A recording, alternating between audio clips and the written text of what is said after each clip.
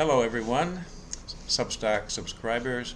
I'm so happy to be here with you again with a live interview or conversation or authentic dialogue, as we like to call them. And I have a very special guest today, all the way from Delhi, India, Shyam Maa Raj. Shyama Maa Raj. Welcome to the Substack, Shyama. So nice to see you. Namaste and thank you, and my Namaste. love and thanks to everyone for watching and listening to us.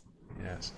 Well, we have met a couple of times, not yet in the flesh, as they say, but through mutual friends, and we've had a Zoom meeting before, and Yes, share some common interests in the ageless wisdom and some of the spiritual tradition of India, um, the master of sage Agastya or Master Jupiter. And you have a very interesting story, a life path, some of which you shared with me. And so, first of all, it's just really great. I've always loved India and the culture, the music, the spirituality, religion, the people, the food. So it's really, wonderful. yeah, it's really, yeah, it's a little spicy So nice sometimes. to know that. So nice to know that. Yeah.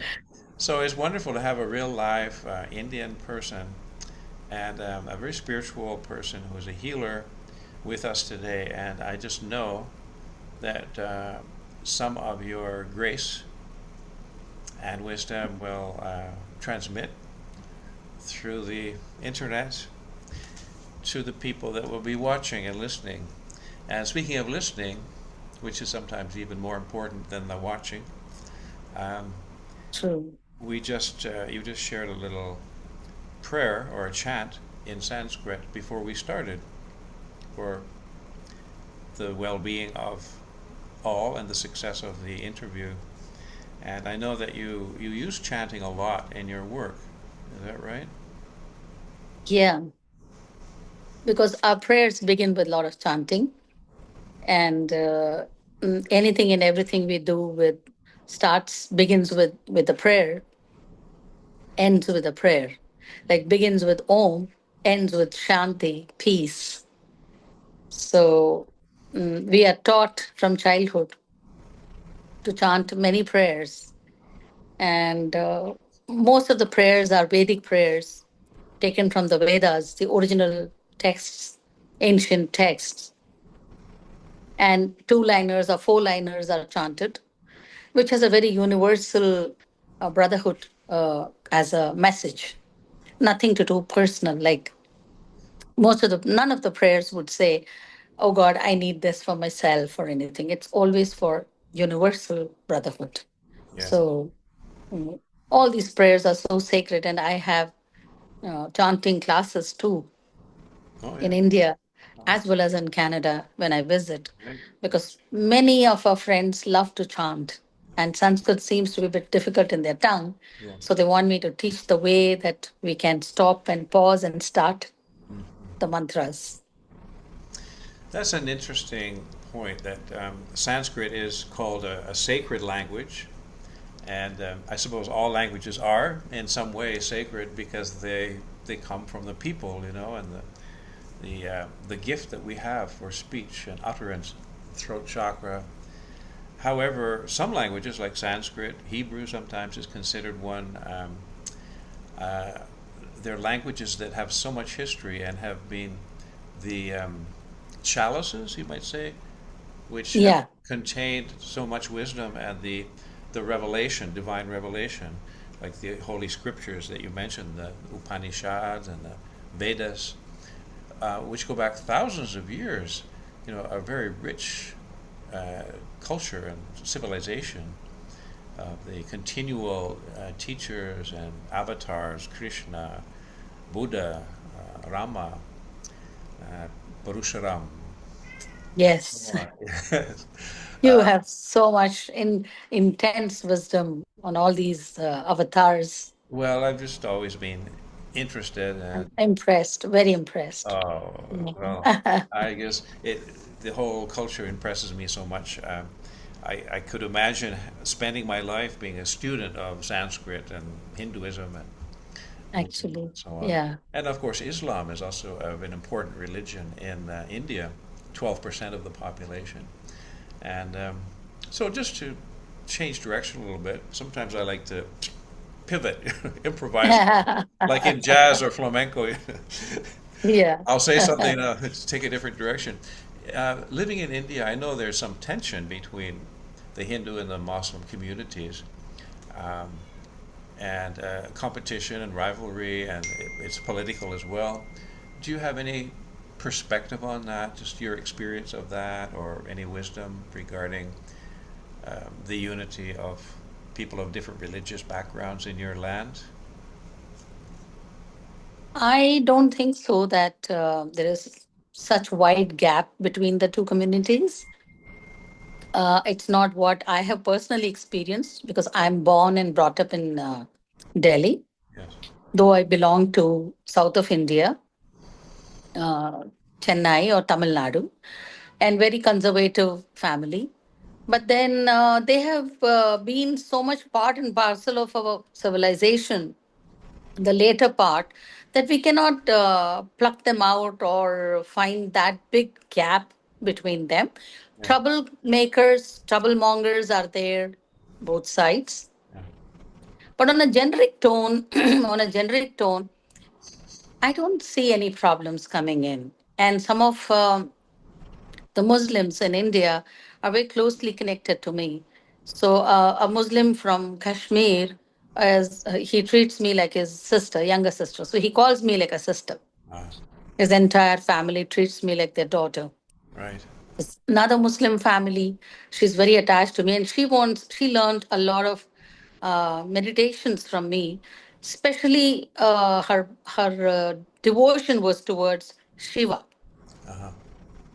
So I don't personally find that there is much of Okay. that gap as what the Western world or the rest of the world thinks. Yeah. Yes, the tension does brew at times because, as I say, that the fanatism Yeah. gets a little too much to handle. In Hinduism, widely speaking, there is no fanatism except for certain reasons in certain parts in India. Otherwise, the Hindu religion is broader, bigger, very ancient, and it has nothing is as ism Yes. because it was not originated by one prophet. Right. So it's pluralistic also, Uh-huh. and it ends. It begins with Vedanta, which is where dualism, non-dualism has been very openly spoken, and number of gods and goddesses are there. One is free to choose whom to worship and how to worship. Yeah. So that patience, tolerance is part of our culture. Right. And like most of the Hindus, they don't mind going to church or to mosques or to any other faith. But Muslims, most of them, whom I have seen at least in the educated background, they are kind of slightly rigid, not because they have a bad heart. I think that's because they've been inculcated that you cannot consume others' foods, especially we call prasad means what we have offered to God. Right. So that should not be consumed. So Right. they have certain tenets which they follow. So that rigidity is what brings friction from my point of view. Yeah. I personally feel if I can enter your temple, so you can also enter my temple. Temple is a temple. So they don't agree, and then slowly that anger brews in some community and certain percentage of people, and that affects the larger community. Exactly. Well, that's good to hear. There's only one creator, of course, and we have many teachers that come, avatars or prophets or Prophets. messengers, world teachers, and I guess it's a little bit like the Baha'i principle of progressive revelation. It's an accumulation, like teachers in the same school. Each one reveals a little bit more depending on the social needs of the age in which they appear. So in Hinduism, you have a long stream right up to the present day.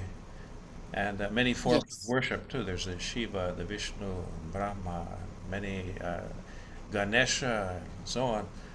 I remember in my one trip to India, I spent a couple of days with my sister, Kim, in a little town called Goakarna, and south of Goa and north of Mangalore. And almost every family in the town would have a little temple for Shiva. And so people from all over India would go there as a little pilgrimage when they could, and for the families it was like a business too, to have a little bit of income. But the whole town was sort of dedicated to Shiva. Om Namah Shivaya. Om Namah Shivaya. Exactly. Yeah. So, on that note, perhaps you would share a little. I know in your healing work also you use a lot of prayer and chanting. Would you possibly share with us a Sanskrit chant, or maybe the one that you shared A with chant. me earlier? Yeah, anyone that you feel inspired. Yeah. Oh, yeah. There are, you know, as I said, various chants. So one particular chant I will chant here. It says Sahanao Bhavatu, Sahanao Bhunaktau, Sahaviryam Karavavahe, Tejasvino Adhitamastu, Mam Vidvishamahe, which means that, Saha is togetherness. May we all stay together. May we all work together. May we all consume whatever we produce together. May we all stay together to uplift each other. May we all support each other. Mm, beautiful. So, this is a Vedic prayer, which is one of my favorite prayers Yes. because I feel that I very strongly believe that it's not just me who can progress. If you don't progress, I cannot progress. So it's collective effort, collective consciousness, collectiveness, and acceptability of each other. That's what makes us grow. Earth belongs to all of us. Yes. So that's why I said that most of our prayers, all these prayers are in for humanity. Yes. It's nothing for ism. So anybody can chant and everybody can chant. And the meaning is that, may we all stay together. And it's very beautiful from my perspective. And that's what I think makes the healing also becomes, healing gets honestly magical for me. Because it's not that I am doing anything. Right. I'm just a medium. I'm not doing anything. So it's a collective consciousness that person who's going through any pain Yes. or any problem. So I'm into the body of the same person, I and he, then he is gone, she is gone. That's what these prayers teach us.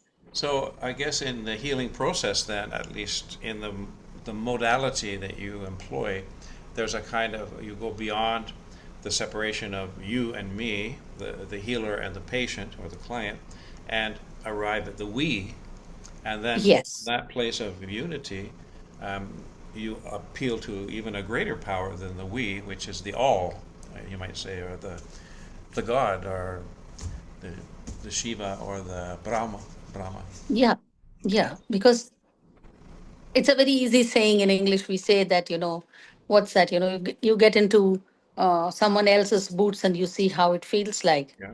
So the same saying goes by that someone says, I have this pain or that problem or emotional or marital or any kinds of discords. Yes. So either we judge them or we criticize their lifestyles. Uh, it doesn't affect directly to us. And it takes it though it's very easy for us to put ourselves in that position and say, what if I was going through that? But we don't want to think on those lines. So for us, it's a third person suffering. So for me, somehow by God's grace, it's God's grace. I do not know how. So He put me into that thought and that emotion of anyone who is going through any pain is not he or she. It's me and Yes. myself into that embodiment. So how would I feel if I go through this? loneliness or pain or depressed or depression or anything. So then it makes me emotional to work to the core, and I feel I lack in this emotion, or I'm too much into this emotion, or I'm being very, forced with certain thoughts in my mind. Then I get to know the faults that I go through in my behavior as that person into my body. So I presume that, these could be the reasons for this person to go through certain physical Right, uh, right, right. health issues. So you can not only maybe feel some of the physical symptoms a little bit, but also some of the emotional undercurrents that have been part of the Yes. bigger picture, the pattern that produces, and Yes. the psychological belief system. Yes. Most of it is forced belief system. Yeah, yeah. Yeah. Well, it's interesting. In the Philippines, there's a tradition with the shamans there, the traditional healing of the shaman, Yes. that a shaman in training, in order to have the ability and permission to treat a certain kind of illness or miasm, they have to actually acquire that disease themselves. That's part of their training. So it's a little bit They like, have very powerful prayers, yes, exactly, right. shamans. Yeah. So if they get the disease somehow, or the affliction, and then if they survive, then they have the credentials to be able to help other people heal from that. So it's a little bit like that, maybe not quite so extreme what you're talking about, but Well, Hugh, a long time ago, one of my students asked me this question. yeah, So she asked me, she said that I've come across many great beings or gurus and some, very evolved people. They're so good and they're so kind. But at the end, when they age, they suffer and they have very, many health issues and they suffer a lot and they die. When they are so kind and good people, why should they suffer? Is that so that they take all the pain from others into them, and that's why they suffer? Because she is one of my students who doesn't call me here in India. Everybody calls me like a mother. They made me a mother figure much before I was even I was stepping into my 40s, and I became a mother figure to everyone out of respect. So she said, I refuse to call you, like, here we put a G, like, uh, Ji after the name, right, with reverence, with respect. yeah, So suppose I have to call you Hugh, so I'll say Hugh G, Fuji, yeah, you know. yeah, So Shama is Shama G. So she said, I don't want to call you with G. You are younger to me. You're like my younger sister, my friend. right, So I don't want you to die. I don't want you to be sick. I love you so much, and I don't want you to take all the sickness from people into you. right, And I knew where it is coming from her attachment towards me. So I said, I am no one to judge on all those great people who have suffered or who are still suffering and who have died or dying with that sickness. I do not know about them. I do not claim to have any magical powers. But all I know is that in all my simplicity, I can say, I am no one to take anybody's pain into me. Because I, you, God, we are not three, we are one. So I'm only trying to be you when you are in pain and understand and put it across. And what would I want? I would want God, hey, you almighty, whatever, Brahma, Shiva, whatever. It's hurting me. I don't want to experience this anymore. So what is the reason? Okay, this is the reason. Let me see. So for me, the prayer is, I am not doing it. It's all the magic is happening because the creator wants this person to get healed. That person himself allows that healing to take place. yeah, So I'm no more in the picture. I'm nowhere there in the picture. So when I am not there, I word in the capital is gone. So why will I accumulate anybody's pain in me? It's the Almighty yeah, who and the person and his karma. So that gets immediately diluted in his light. So I said, this is what I think of. But the great gurus, they have different thinking. They might be taking that in their body. But I personally feel to say I am healing is also full of ego, which right. I wouldn't like to do. So you have your way of maintaining your sovereignty, so to speak, without becoming codependent, or, as they say in the ageless wisdom teachings, of which both you and I are students. Um, Yes. there's something called glamour, where we have these Yes, attachments to exactly, exactly.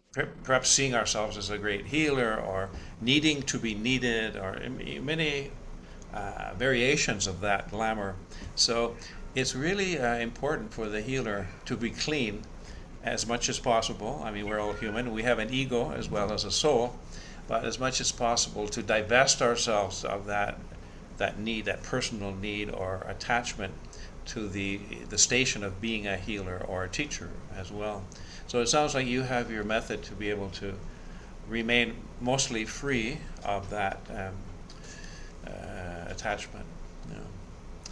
So just maybe you just like to talk a little bit about something. Oh yeah, just almost forgot my core question that I love to ask my guests, and it's basically this: when you look back through your life, and is there a time or a point where you had an epiphany, or um, an opening, or a realization of some kind, or a profound experience that kind of shifted you towards your life journey or your spiritual path?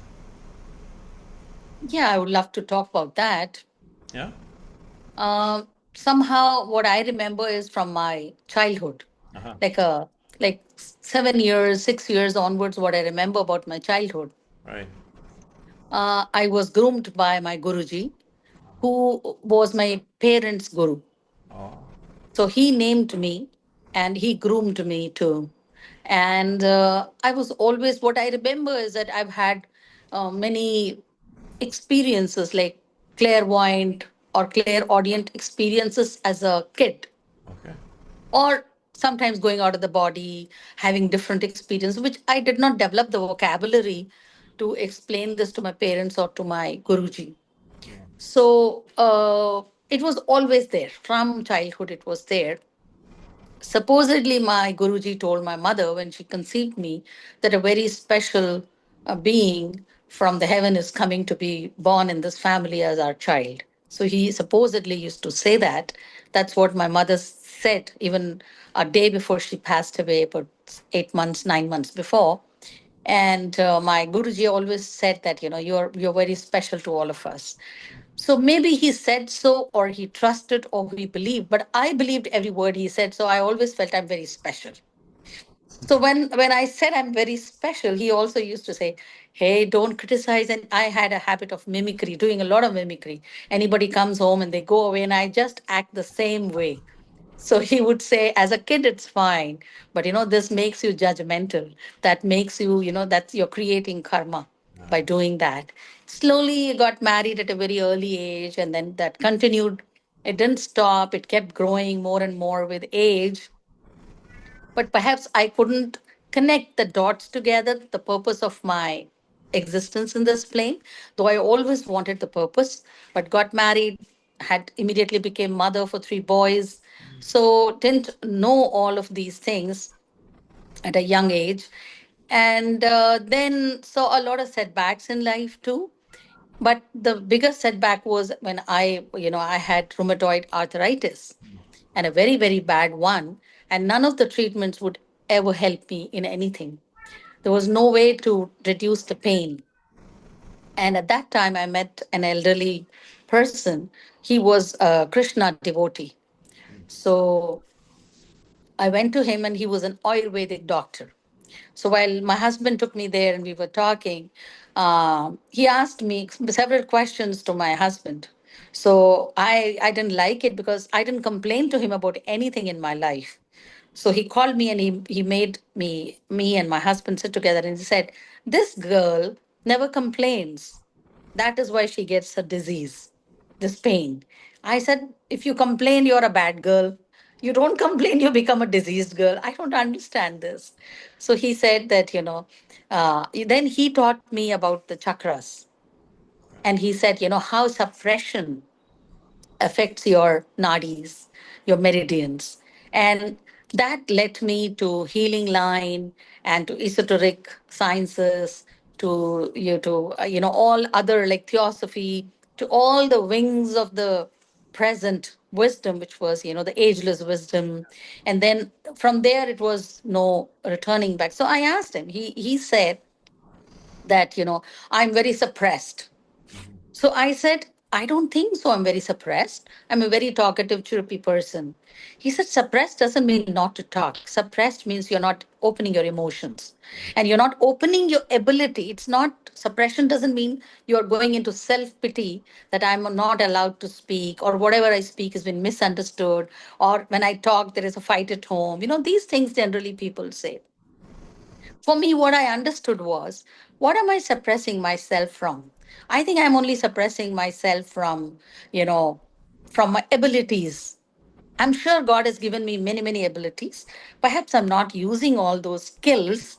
So I need to open that lid and I should not suppress my personality.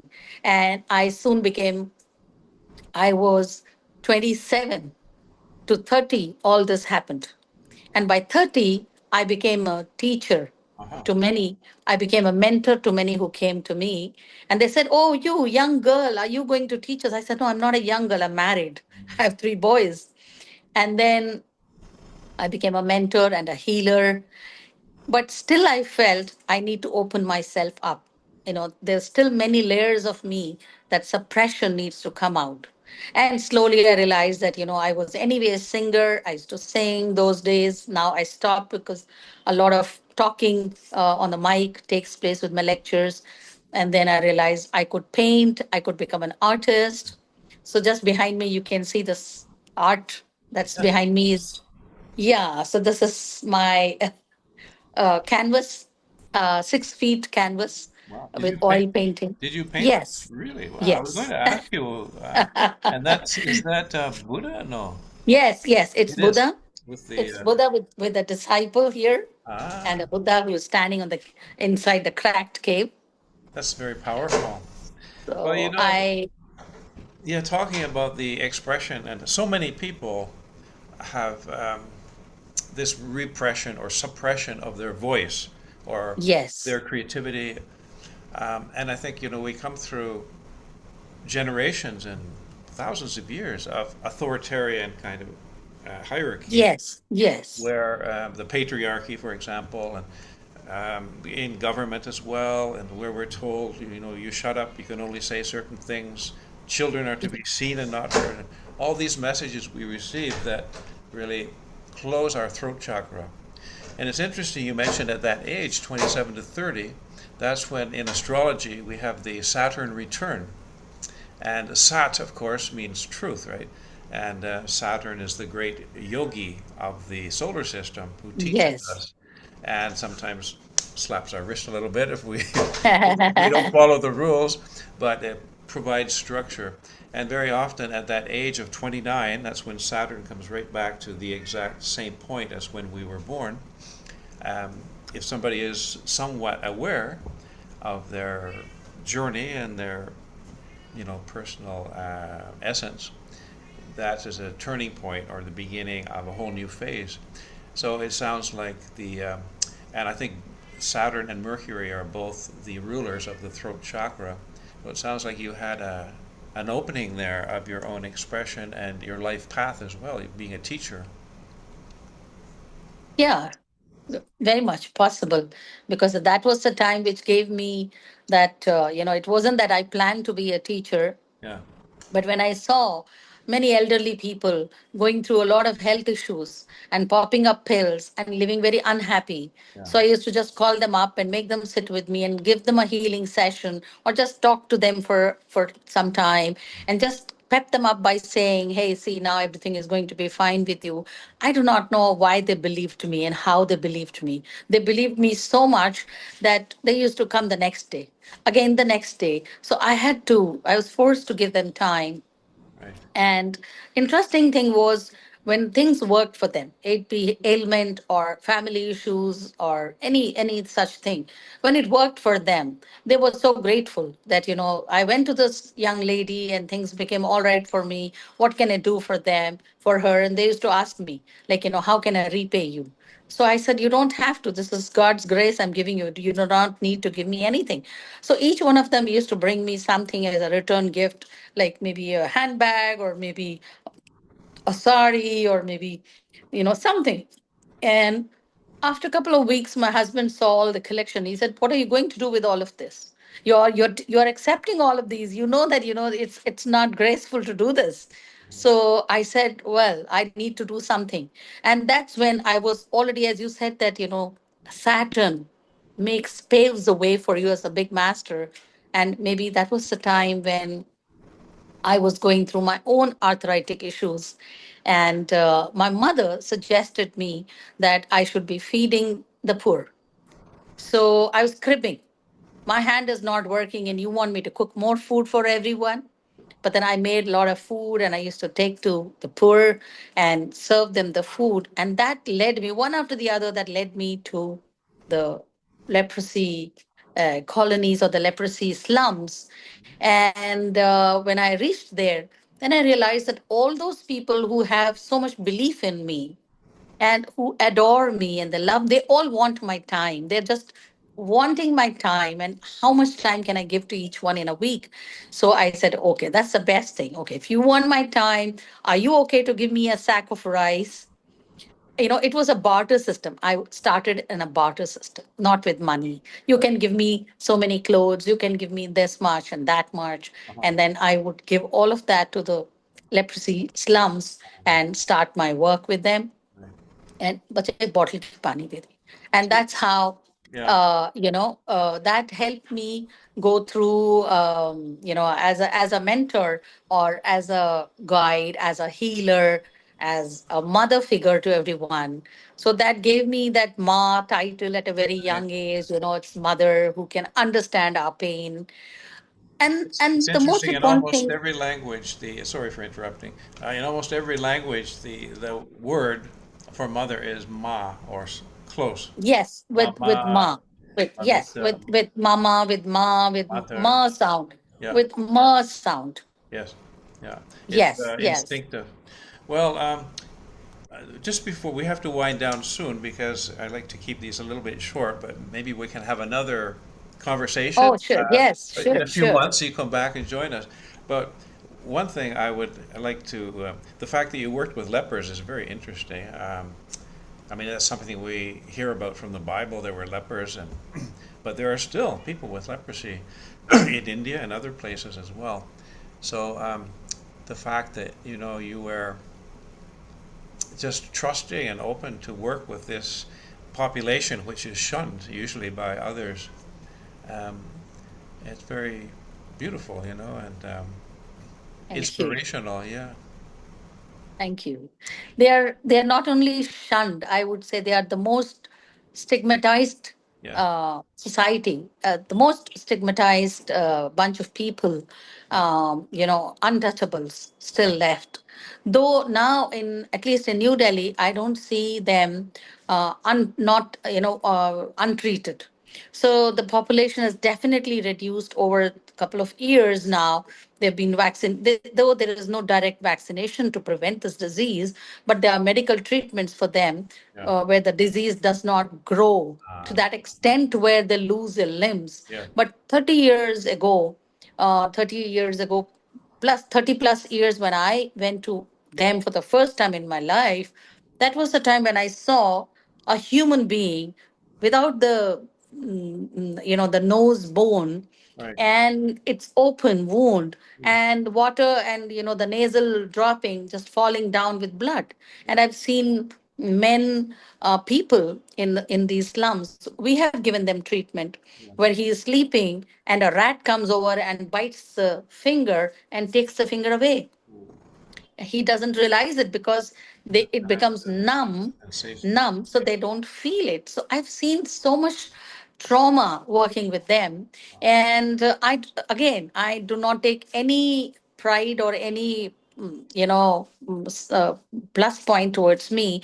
I myself do not know how I touched them. It was Almighty who just pushed me and gave me the encouragement and the motivation. So for me, I hugged them, touched them, uh, bandaged them. And not only me, slowly I convinced my husband, my late husband, to come with me. Then I convinced my young boys. All of them are in, two of them are in Canada and one is in the US now. Right. So all of them used to come with me. They Uh, were all in the high school and or younger than that, maybe in the second grade. One was in fifth grade, like that.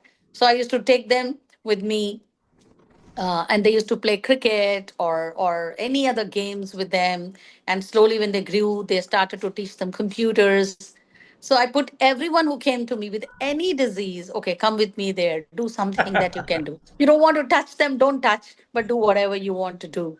So that it's helped me. it's interesting. You know, some children they remember. Oh, my mother used to take me to the park or to the fair. You know, or uh, in your case, my mother used to take me to the leprosy colony for fun. You know, They will what a always remember beautiful that. memory. They will always remember I'm that. sure. They will Yeah. always remember that. Yeah. So, so little mother, you would be my younger sister, but I'll call you Ma anyway. Um, uh, would you know the way that you speak? You know, there's a kind of a generosity of spirit, and based on compassion, of course, and grace. So I'm wondering if you might be kind enough to, going back to that concept of the we, you know, the all of us being one on a certain level. I guess the level of the soul, you might say, that if you might share with us a blessing in the form of a sung chant, like a sung prayer. Would you like to do that? Would, Oh, sure. no We'll pressure. do that. Okay, great. Oh, So definitely. we can all benefit a little bit of each one of us have our pain and suffering of different kinds, emotional, psychological, physical, spiritual even. So each one of us could receive just a little portion of that ocean of bounty that you can transmit through your loving kindness and the sound of your voice. We all go through so many issues, Yep. each one of us. And it's not that just one person. We all are going through some issues or the other. Everybody, every human, I mean, as we are born with many many issues. So it's not that Yeah. we should definitely pray for one and all. And my blessings to everyone and my good wishes to everyone, and my love and good wishes to you for being so kind with me, and to all the listeners and all the viewers, blessings. And here comes a little Shanti mantra. Yeah, before I begin the Shanti mantra, I will just narrate a short, tiny story of your favorite character, Guru Agastya. Agastya. One tiny story, which Beautiful. I've been telling this to my grandson. It is his favorite story. So, just a short story to say that at one time, Agastya, being a rishi, he was married. So his wife wanted money, and he wanted to have children, as he had promised to his parents to have his lineage running. So the wife said, "You bring money, then I'll produce children. You are just a sage. So for a sage, where do I raise the kids? So go bring money." So he went out and looking for money. And one of the known person to Agastya said, "Well, in this particular village, there is something very mysterious happening. And, nobody is able to understand this. And if you can go and handle this issue, I will give you all that money as you wish. And this is the prize money that you will receive." Okay. So Agastya goes there and he looks into the village and he finds out what is the cause. The cause is that in the village, men disappear in a very weird way. They just disappear. Their numbers are thinning. They just disappear. So how they disappear, where they disappear, nobody knows. And eventually Agastya gets to know that these people, one after the other, one person disappears, and where and how nobody knows. So he walks behind to find out. The curious two brothers living in a monastery somewhere in a jungle, and something mysterious happens there. And then the men don't seem to return back. So this time he says, "I will myself go and find out what happens." So he goes in into the place, and out of the two brothers, both of them warmly welcome Agastya, and they rub their belly and they say, "Well, every night we make very good food, and we invite you to have dinner with us. And after the dinner, we will chit chat with each other. So Agastya agrees. And then he says, well, I'm going to, he shows the goat. He says, I'm going to cut this goat and make a big meal for you. He agrees. He says, okay, go on, make the goat. I'll eat. So he goes inside the kitchen. The one brother cuts the other brother and makes a food out of the other brother's flesh. So one brother is called Vatapi. So my grandson is he's so happy to play with this name called Vatapi. So one brother is called Vatapi, the other is called Ilava. So the brother Ilava cuts watapi and he makes the food. And this is what have been they've been doing in the village for a long, long time. So now the guest is waiting for the food. The food is being served. The guest eats the food. And after the guest eats the food, the guest is very happy after having a good food. And the brother Ilava says, Watapi, come out. Vatapi, come out. He says two times. And Vatapi, that brother, comes out of the tummy of that person, tearing him apart, and he comes out alive. So the person who ate is dead. Yeah. That was the modus operandi Wow. of living and eating human flesh. And Agastya knew about it. Agastya said, well, I'm ready to eat the food. So the food was laid, Agastya ate it, and Agastya knew the next moment, soon after I eat, he's going to say, Vatapi, come out. And Vatapi has a magical power to tear my stomach and come out. So what should I do? He immediately rubbed his belly. He rubbed his belly and he said, Vatapi, come out. He again rubbed the belly. Twice he rubbed the belly. And then he said, Vatapi, why are you not coming out?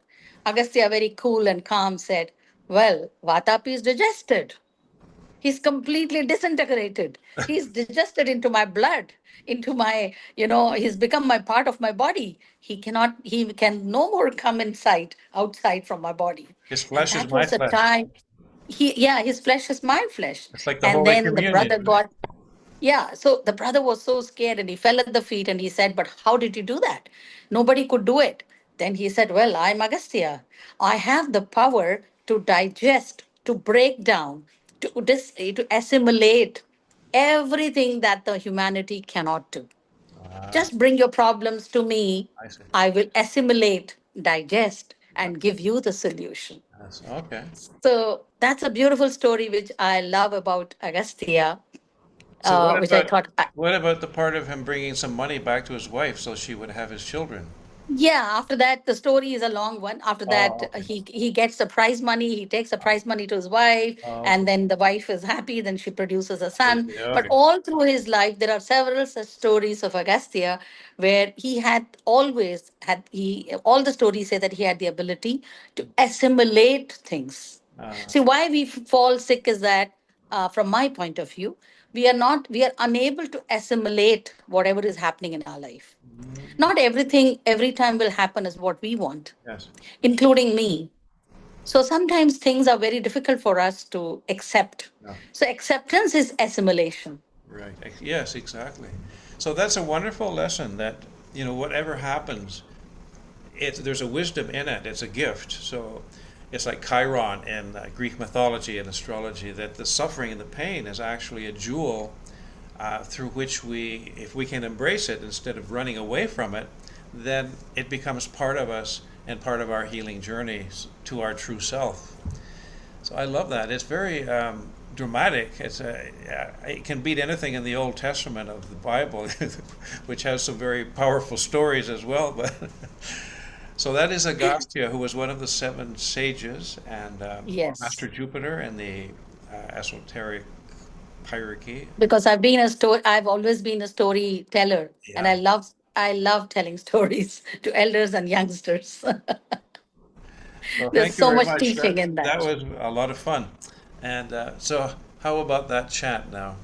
Yes, we'll proceed with a Shanti, yeah. Shanti mantra, prayer for peace, Eh, invocation for peace from the Vedas. Okay. So, Vedas being the oldest texts on the planet. So, we start with this little prayer which says that may there be peace, peace prayer. We sing that may there be peace on earth's sphere, on the earth, into the waters. May there be peace on the plants, into the roots, herbs, trees.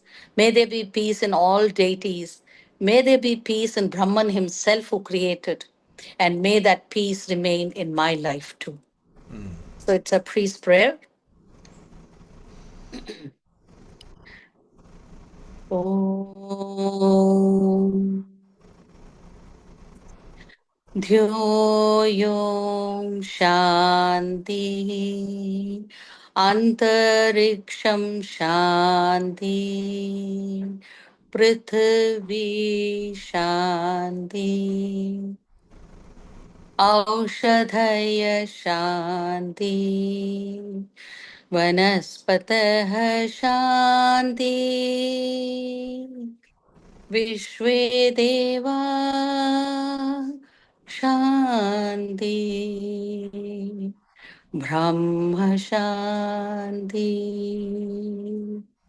सर्वं शान्ति शान्तिरेति शान्ति सामा शान्तिरेति शान्ति शान्ति शान्ति